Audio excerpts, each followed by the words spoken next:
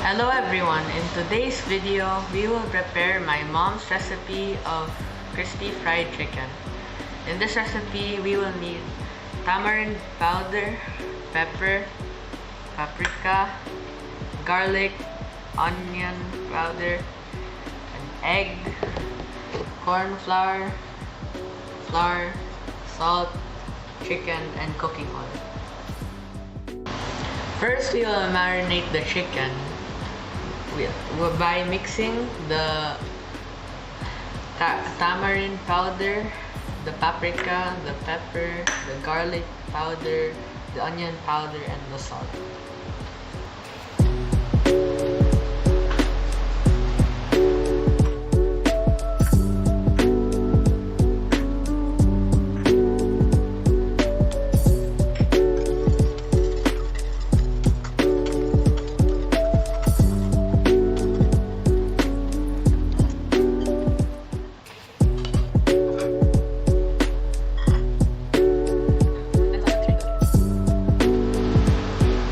After a good mix, we will marinate this for at least 2 hours. After 2 hours, it's ready to fry. My mom will be helping me with the fry. Now we are gonna make the bread.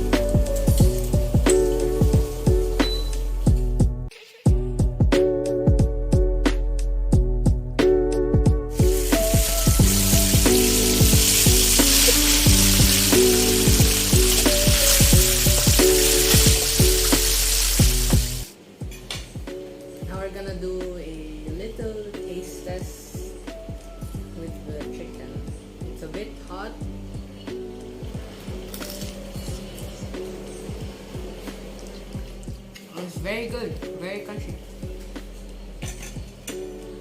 The try it with some rice.